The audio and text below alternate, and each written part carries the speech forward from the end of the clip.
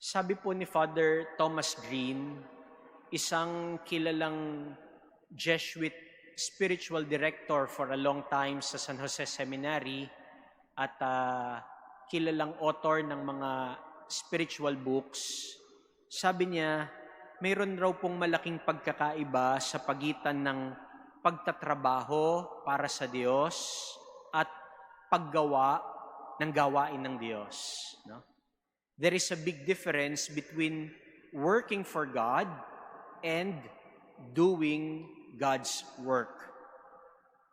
Bagamat pagtitingnan po natin ang pagtatrabaho para sa Diyos at ang paggawa ng gawain ng Diyos ay kapwa marangal at mabuti at parang pareho lang din naman, no?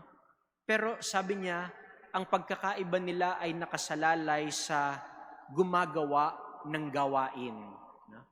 The difference lies on the doer, on the worker, on the actor of the work.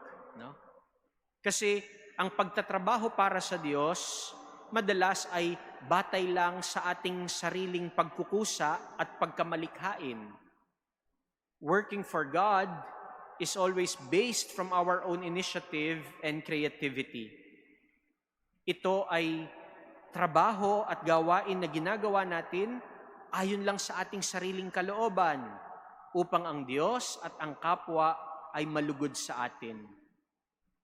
God and others then becomes a passive recipient of our good works. But doing God's work is based not on our own, but on God's own initiative and creativity. Yun daw po yung pagkakaiba. No? Doing God's work ay nakabase sa kung ano yung kagustuhan at nais ng Diyos na mangyari. No? Ito'y isang trabaho o gawain na hindi na nakabatay sa ating sariling gusto, kundi ayon sa kalooban at naisin ng Diyos. It is a work done in partnership and collaboration with God. My dear brothers and sisters, our readings for today point to Jesus as the Son of God, sent by the Father to accomplish His will. At ito ang dahilan, ito ang naging buhay ni Jesus, ang sundin ang kalooban ng Diyos. In the first reading, God reveals His plan to bring salvation to the people, and it is a promise. Can a mother forget her infant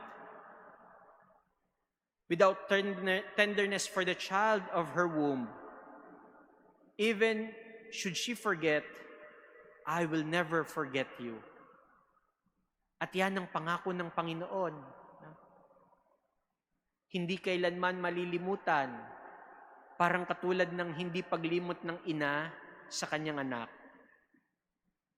And Jesus came to fulfill that plan. We heard in today's gospel, He said, I cannot do anything on my own. I judge as I hear, and my judgment is just, because I do not seek my own will, but the will of the one who sent me.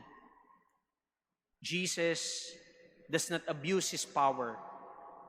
He did not wave a badge or present an ID, nor even a clerical to get the treatment that He wanted. He served, thinking that His work should bring honor to the Father who sent Him. In all He did, He thought of the name of the Father. He did not want to sully His holy name, to bring it to shame. Ang naging buong buhay ni Jesus, pagsunod sa kung ano ang kalooban at naisin ng Diyos. Kaya't kung ano ang ginagawa, kung ano ang sinasabi ng Ama, ay siya rin kanyang ginagawa. My dear brothers and sisters, though difficult, the will of God is always best for us because He is a Father who knows what we truly need in life. And so as we continue in this Eucharistic celebration, we pray, Father, make us humble so that we can truly do your life and not ours. Amen.